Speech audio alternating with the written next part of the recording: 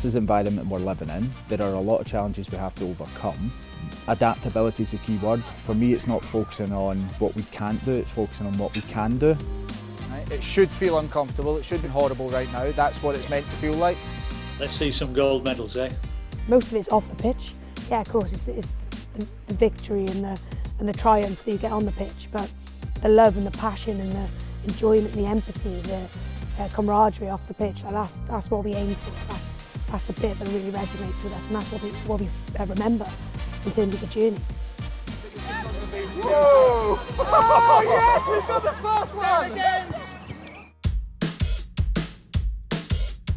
One of the big challenges when you're bringing a new team together, a new squad together, is you need to build relationships. You want to get to know each other on and off the pitch. Now, in our current environment with the COVID restrictions, that's a challenge that we have to overcome. We can't do things in the way we normally would have. Right, so we're just going to be playing kickball. We've got our 4 bases. We're tailored for all levels of ability here, so if you can't kick, we've got the tennis racket and tennis ball. No worry. And if you can't run, you can get someone to run for you. A lot of our social interaction and getting to know each other has to take place on the pitch. Right from the start, there's been time in the training schedule where the focus hasn't been on the technical tactical. We've given that time over to the players. We've split ourselves up into 4 groups, or 4 small teams within the squad, and just some ongoing challenges within that. So we've got a social sec basically. Sounds a bit like uni rugby, but it's me, Jazz Joyce, Rhoda Lloyd and Abby Brown. So yeah, we've just taken the reins with it. So we just have a discussion, see what we've maybe seen in other environments, and then go from there. So we had an Easter egg hunt at one point as well. So just keeping it really light-hearted, because the reason we play rugby is for these, certain parts of the game.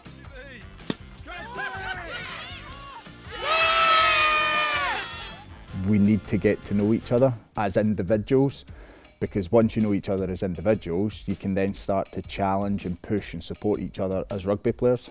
Set us aside from that rugby bit, and the most important bit about rugby is the socialising and the friendships. And with the little time that we have, I think it's important that we have to nail that bit as well.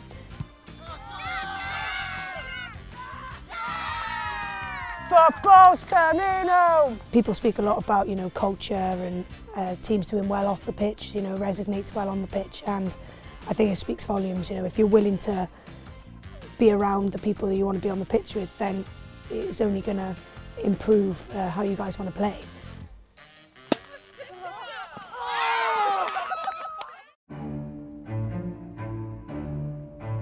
So I had a bit of an MCL tear, hurt my retinicular, I think that's what it's called. And the bit that basically protects it just kind of inflamed it and irritated it a little bit, which put me out for like 3-4 weeks. Funny, not funny, I'm laughing now. Kicked a Swiss ball, and it kind of just blew up. But yeah, it wasn't anything too serious, so I'm thankful for that, but not ideal. Yeah, no kicking Swiss balls anymore.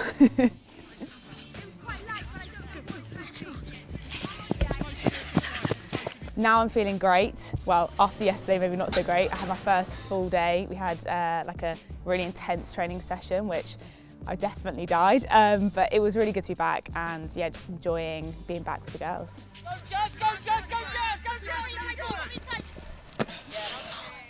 Jazz! It was a huge honour to go to Rio, and I learned so many different things. The last 5 years I've learned so much about myself and about rugby and about kind of the team and what it takes. So definitely feel like more one of the older ones, even though some of the girls be like, you're not old, but probably been around for a little while. So, but it's cool. It's a cool thing to be a part of, and I'm super excited to see where this group goes. You can see what she adds. She's got really good communication skills, but then her skill set on the pitch is really adding something. It's something that we need. We need players like Abby on the pitch training full time. Yeah, I'm looking forward to having her back involved. Likewise with the other players, the likes of Meg, Alex Matthews, that have been away with England 15s, them coming back in. This is just going to increase the quality and the intensity of what we're doing on the pitch. Be the best version of yourself and give 100% each moment. This journey isn't us just going to put on an international shirt or go and win a World Series medal. It's to win an Olympic medal, which we haven't done as a GB programme yet. we're creating that new path to show that it is possible for girls in this country to be able to do that and have the dream to do that as well. If we get this mission correct, then the ripple effect that we can have on players coming through and on the programme, hopefully across all the nations, is massive. I just want to introduce Serene McGeechan. I'm sure everyone in this call knows exactly who Serene is. The term is overused, but is certainly a Lions legend in terms of what he's contributed to the kind of shirt and jersey. So, Serene, thank you first of all for joining us tonight and sharing what I'm sure is going to be a great 45 minutes or so of your time. Delighted to be with you all, and can I say congratulations on where you are and what you're getting into and where you're going, because it'll be a bit special, I think, and I think you all know that. There's a lot of crossover between the Lions and what we're trying to do in terms of bringing countries together for an ultimate goal. So it was really interesting just to listen to someone of his experience and his knowledge just to talk for 45 minutes. I think the most important thing that I learned and got more and more relevant with the Lions when you're coming together as a group, and the groups have got bigger as the game went professional, but he's coming with an open mind. It was amazing just to hear like so many of the stories that he's got and so many things that he still remembers now. But the biggest thing that I took from it was the backing each other up as players and just having each other's backs and encouraging each other to be, I guess, the best versions of themselves, but then pushing each other to be the best versions of each other. 2, 3, G! No, well, good luck to everybody. I'm very jealous of what you're going into, I must admit, and the very best of luck, to both teams, and let's see some gold medals, eh?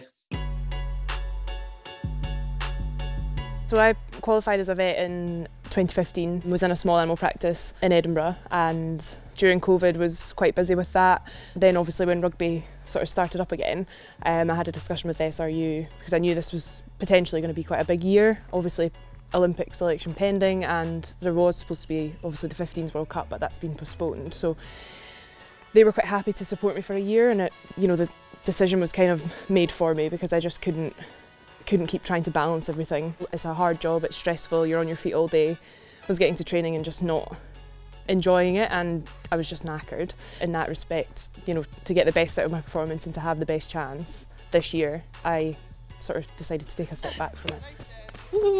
I'm very guilty for wanting to be busy all the time, so when I stopped working and had a bit of time just to relax, I had to really tell myself, I almost felt guilty.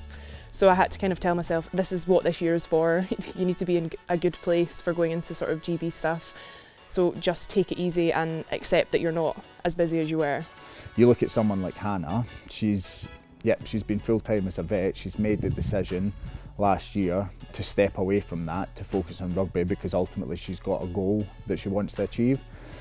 Which I suppose for me, there's just a lot of respect for Hannah and the other players that have made those decisions, because she's not alone there. There's a lot of players that have made those decisions to try and achieve this goal. The hardest thing is probably, I've got a boyfriend and 3 dogs, so probably more so missing the dogs, but yeah, it's hard leaving them, and you feel guilty because he's got the 3 of them to look after on his own, but he's been so supportive and it makes such a difference. This is what they want to do. This is it. Like, you offer them the opportunity to be a full-time professional rugby player, they want to take that opportunity. So it's great, and that's, as a coach, that's the type of people you want to work with. Like, people that want to be here, people that want to be better. If we can get a group of individuals that can do that, it's really going to help us as a team achieve success in the last day in July.